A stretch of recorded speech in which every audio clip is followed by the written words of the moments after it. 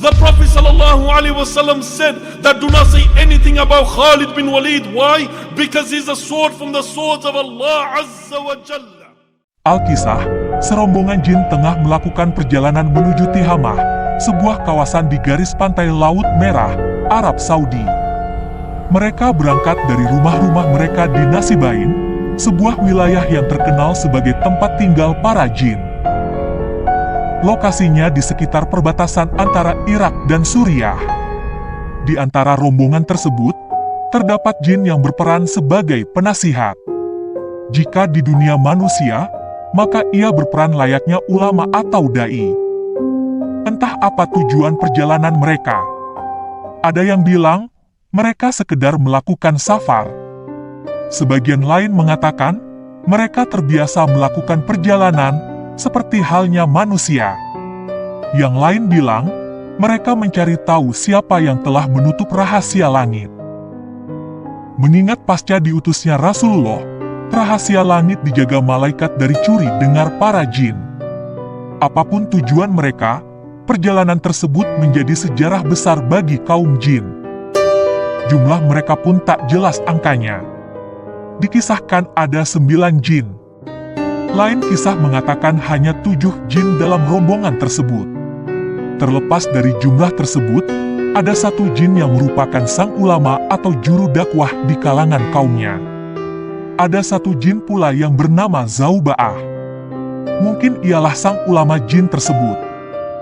Di tengah perjalanan, tepatnya di kawasan Nahla Saudi, mereka para jin tiba-tiba mendengar sesuatu yang belum pernah mereka dengar sebelumnya. Maka nikmat Tuhan manakah yang kamu dustakan? Sebuah ayat Quran yang dibacakan dari surah Ar-Rahman menarik perhatian mereka. Mendengarnya, merindinglah tubuh-tubuh mereka. Serta-merta mereka mendekati sumber suara.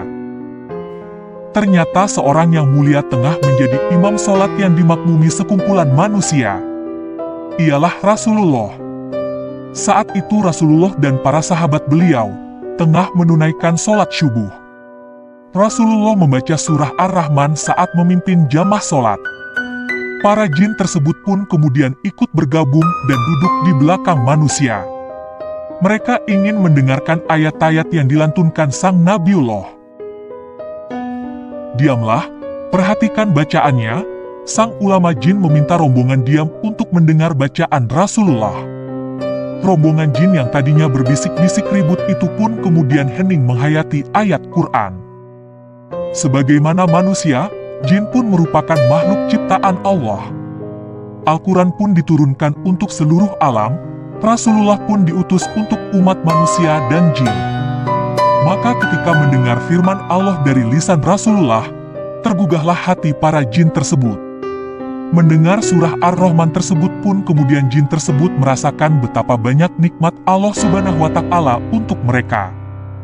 Wahai Tuhan kami, sesungguhnya kami tidak mendustakan nikmat-Mu sedikit pun. Segala pujian hanya bagi-Mu yang sudah memberikan nikmat zahir dan batin kepada kami, ujar mereka dipimpin sang ulama jin.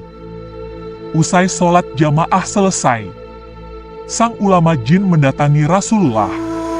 Mewakili rombongan, ia mengatakan keinginan untuk lebih banyak mendengar ayat-ayat dari firman-Nya.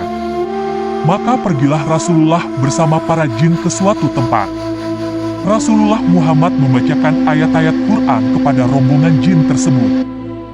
Sang ulama jin juga berdialog dengan Rasulullah. Ia ingin belajar Islam dari beliau. Hingga kemudian, sang ulama jin menyatakan diri ingin berislam. Rombongan jin tersebut hendak menjadi mualaf. Maka mereka pun bersaksi syahadat langsung di hadapan Rasulullah. Mereka pun resmi menjadi muslimin dan berbaiat kepada Rasulullah. Masuk Islamnya mereka para jin ini terjadi di sebuah masjid di Alala, dekat komplek pekuburan muslimin di kota Mekah. Di kemudian hari, bahkan hingga kini, masjid tersebut masih berdiri dan dinamakan Masjid Al-Jin atau juga Masjid Al-Bayyah karena kisah para jin yang memeluk Islam tersebut. Setelah berislam, pulanglah para jin ke kampung mereka. Sang ulama jin yang langsung belajar dari Rasulullah kemudian memulai dakwahnya. "Wahai kaumku, sungguh kami telah mendengar bacaan yang menakjubkan. Bacaan itu menuntun ke jalan yang lurus dan di sanalah kami beriman dan kami tidak akan pernah mempersekutukan sesuatu pun dengan Tuhan kami," ujarnya di hadapan para jin. Maka gemparlah dunia jin. Dakwah Islam pun mulai tersebar di dunia jin. Sebagian jin kemudian turut memeluk Islam dan mengunjungi majelis Rasulullah. Mereka beribadah dan mentauhidkan Allah. Sebagian lain, seperti halnya manusia, menolak dakwah Islam. Mereka kafir atau memeluk agama lain. Ada pula jin kafir yang ikut andil membuat manusia kafir. Sebagian jin lain pun menjadi Tuhan yang diagungkan sekelompok manusia yang tersesat jalannya. Kisah mengenai masuk Islamnya jin tersebut terdapat dalam surah ke-72, yakni surah Al-Jin. Katakanlah, "Hai Muhammad, telah diwahyukan kepadamu bahwasanya telah mendengarkan sekumpulan jin akan Al-Quran," lalu mereka berkata, "Sesungguhnya kami telah mendengarkan Al-Quran yang menakjubkan, yang memberi petunjuk kepada jalan yang benar, lalu kami beriman kepadanya. Dan kami sekali-kali tidak akan mempersekutukan seseorang pun dengan Tuhan kami." Surah Al-Jin ayat 1 dan 2. Banyak hikmah pula di balik kisah tersebut, diantaranya menjadi kabar bagi manusia, bahwa jin pun sebagaimana manusia, ada yang beragama Islam, ada pula yang kafir. Wallahu a'lam bishawab. Wassalamualaikum warahmatullahi wabarakatuh.